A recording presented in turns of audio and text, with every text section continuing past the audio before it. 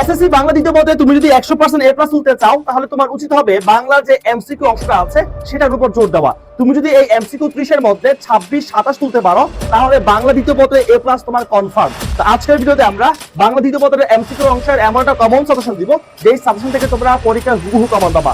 আমরা ইতিমধ্যে MCQ suggestion part 1 শেষ করেছি, আজকে হবে আমাদের পার্ট 2। এই পার্ট 2 এর মাধ্যমে আমরা মোট 4টা পরিচ্ছেদের তোমাদের এমসিকিউ সাজেশন দিব। সেটা হচ্ছে বর্ণের উচ্চারণ, শব্দ পদের গঠন, উপসর্গ দিয়ে শব্দ গঠন এবং প্রত্যয় দিয়ে শব্দ গঠন। এই 4টা পরিচ্ছেদ 8 থেকে 11 এই 4টা পরিচ্ছেদের এমন কমন সাজেশন দিব যে সাজেশন থেকে তোমাদের পরীক্ষায় ইনশাআল্লাহ হুবহু কমন আসবে। তো ভিডিওটি একবার শেষ করে দেখো, আশা করি অনেকটা কাজে লাগবে। আচ্ছা, আমরা সাজেশন একটু ফলো করি। আমাদের প্রথম এমসিকিউটা দেওয়া আছে অদ্য শব্দের উচ্চারণ কোনটি। অদ্য শব্দের উচ্চারণ এখানে আসলে কোনটি? দেখো, এখানে শব্দের উচ্চারণের ক্ষেত্রে একটা নিয়ম আছে, সেটা হচ্ছে যদি শুরুতে অ থাকে, অ এর পর যদি ঝফলা থাকে, কি অ এর পর যদি ঝফলা থাকে তাহলে ওই অটা উকারের মতো উচ্চারিত হয়। ওই অটা উচ্চারিত হয় উকারের মতো, সংবৃত উচ্চারিত হয়। তাহলে দেখো তো অ এর পরে ঝফলা আছে কিনা, অবশ্যই আছে। তাহলে এই অটা হবে ও এর মতো, এটা অদ্য হবে না, হবে উদ্ধ। কি হবে? এটা হবে উদ্ধ, এটা হবে উদ্ধ।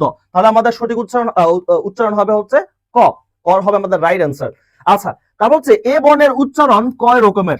এ বর্ণের উচ্চারণ আসলে কয় রকমের হয়? এ বর্ণের দুই ধরনের উচ্চারণ হয়, একটা হচ্ছে সংবৃত উচ্চারণ, একটা হচ্ছে সংবৃত উচ্চারণ, একটা হচ্ছে বিবৃত উচ্চারণ। এখন সংবৃত উচ্চারণ কোনটা? সংবৃত উচ্চারণ হচ্ছে সাধারণ মানে নরমাল উচ্চারণটা, এ ধ্বনির উচ্চারণ এ ধ্বনির মতোই হবে। বিবৃত উচ্চারণ কোনটা?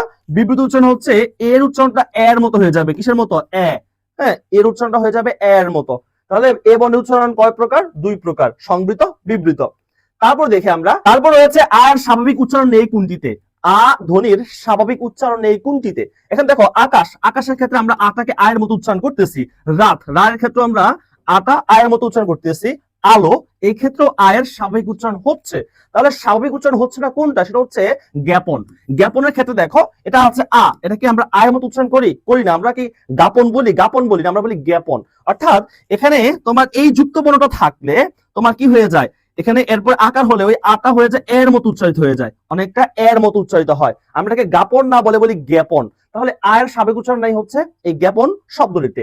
পরবর্তী কোশ্চেন দেখি আমরা, কোন শব্দটিতে এ বর্ণের এ উচ্চারণ ঘুরেছে, অর্থাৎ এ বর্ণের বিবৃত উচ্চারণ ঘুরেছে? কোন শব্দে এ বর্ণের বিবৃত উচ্চারণ হয়ে এ হয়েছে কোনটাতে?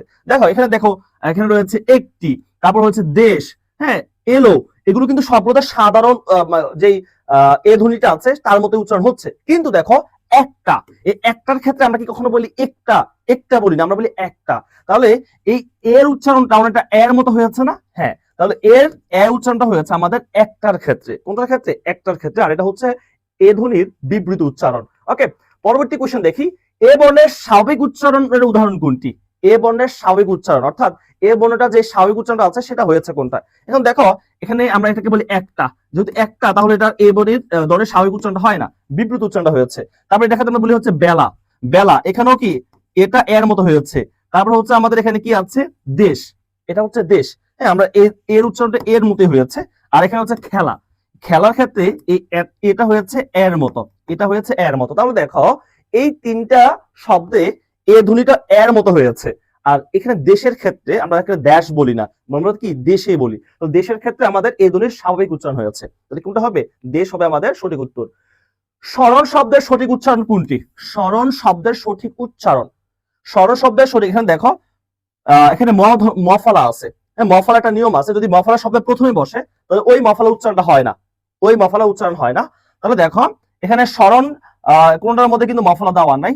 আর আমরা উচ্চারণের ক্ষেত্রে একটা জিনিস জানি, সেটা হচ্ছে তোমার যেই শয়ে থাকুক না কেন, উচ্চারণে শয়ের উচ্চারণ শয়ের মতো হলে তালব্যস্য হবে, উচ্চারণে তালব্যস্য হবে। এখন দেখো তালব্যস্য নেই এই দুটো অপশনে, তাহলে এই দুটো অপশন আমরা এমনি বাদ দিয়ে দিব। তারপর আসে এখানে প্রথমের ক্ষেত্রে, দেখো এখানে কিন্তু আমাদের আমাদের অধ্বনির কিন্তু উকার হবে না। হ্যাঁ, তাই আমাদের স্মরণ হবে আমাদের অপশন খ।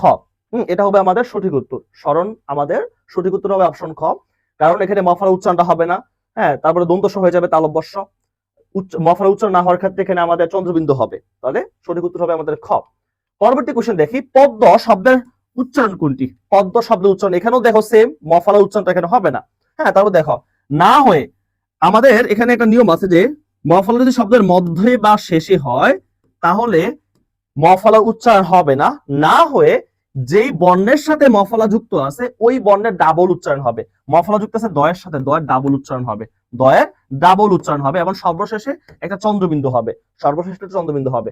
আচ্ছা, তাহলে আমরা দেখি আমাদের এই যে এই জায়গাটা কোথায় আছে, দেখো পদ্ম কি আছে আমাদের অপশন খ এর মধ্যে, আমাদের সঠিক উচ্চারণটা দেওয়া আছে পদ্মের।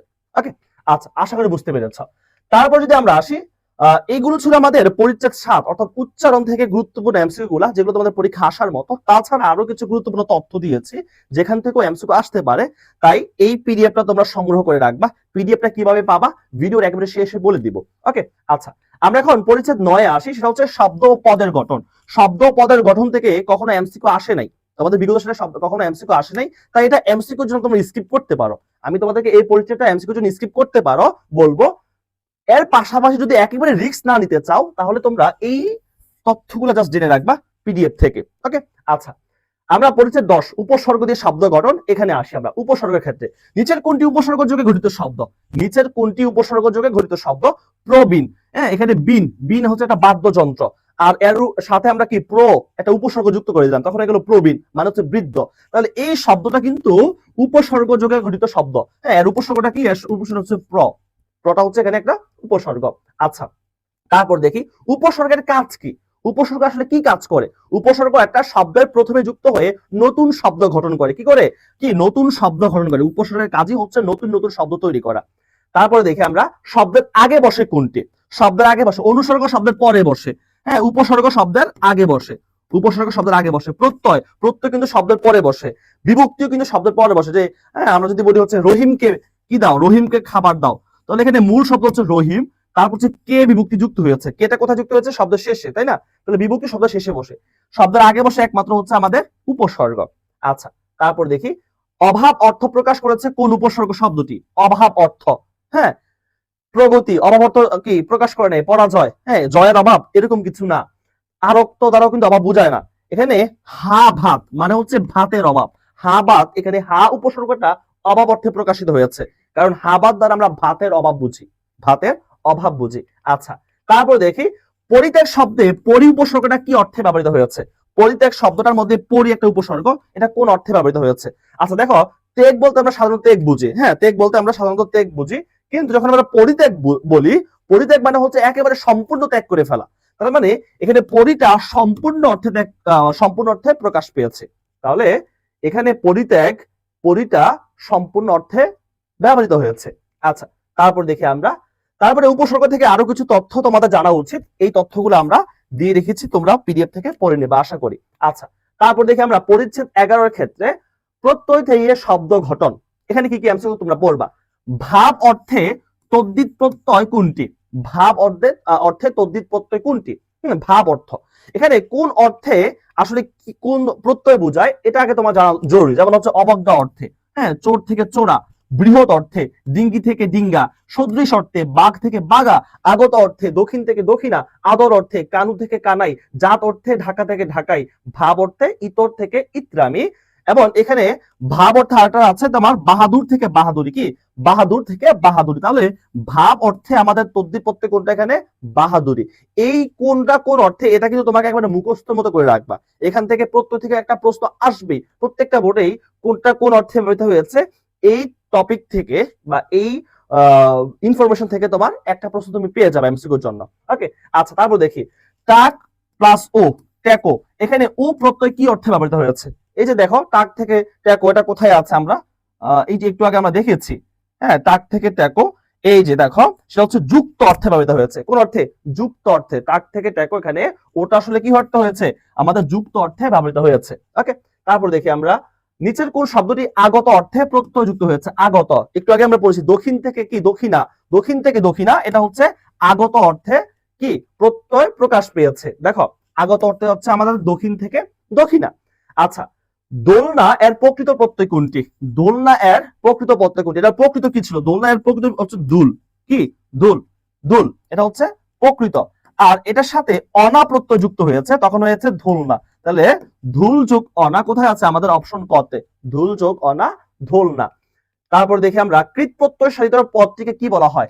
কৃত প্রত্যয় সাধিত পদটাকে বলা হয় আসলে কৃদন্ত পদ। কি বলা হয়? কৃত প্রত্যয় সাধিত শব্দটাকে কৃদন্ত পদ বলা হয়। পরবর্তী কোশ্চেনটা দেখবো, চলিষ্ণু শব্দটির প্রকৃত প্রত্যয় কোনটি? চলিষ্ণু এই শব্দের প্রকৃত প্রত্যয়। আচ্ছা, এখানে প্রকৃতটা হচ্ছে চল, প্রকৃতটা হচ্ছে কি? প্রকৃত হচ্ছে একটা চল, ক্রিয়া প্রকৃতি আমরা বলি এটাকে। আর এটার সাথে কি প্রত্যয় যুক্ত হয়েছে? এটার সাথে আমাদের ইষ্ণু প্রত্যয় যুক্ত হয়েছে। এই প্রত্যয় যুক্ত হয়ে এটা হয়েছে চলিষ্ণু। কি হয়েছে? চলিষ্ণু। তাহলে আমাদের চলিষ্ণুটা হবে চল যোগ ইষ্ণু, চল যোগ ইষ্ণু, চলিষ্ণু। তারপরে দেখি তদ্ধিত প্রত্যয় সাধিত শব্দটির নাম কি? তদ্ধিত প্রত্যয় দ্বারা যে শব্দটা গঠন করা হয় ওটার নাম হচ্ছে তদ্বিদান্ত শব্দ।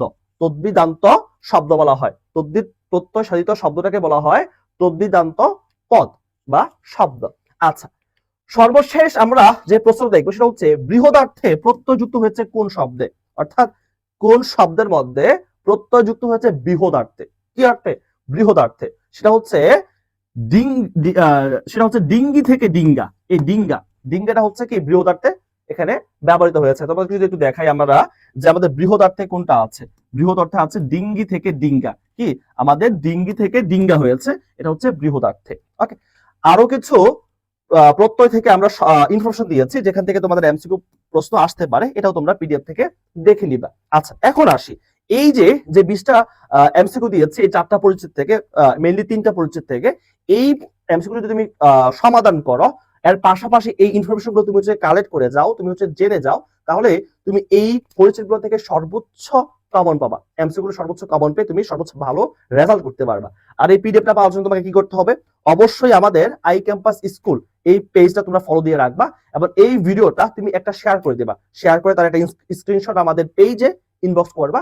দেন হচ্ছে তোমরা এই সাজেশনের পিডিএফটা তোমরা পেয়ে যাবা। পিডিএফটা অবশ্যই সবাই কালেক্ট করে রাখবা, কারণ তুমি হচ্ছে এখন ভিডিওটা হয়তো দেখতেছো, পরবর্তী যখন ভিডিও থাকবে না বা তুমি দেখতে পারবা না, তখন হচ্ছে পিডিএফ দেখে দেখে তুমি হচ্ছে রিভিশন করতে পারবা। ওকে, তো ধন্যবাদ যারা ভিডিওটি এই অবধি দেখেছো। পরবর্তী ভিডিও দেখা হচ্ছে, ততক্ষণ সবাই ভালো থাকবা। আমাদের আই ক্যাম্পাস স্কুলটা অবশ্যই ফলো দিয়ে রাখবা। ধন্যবাদ।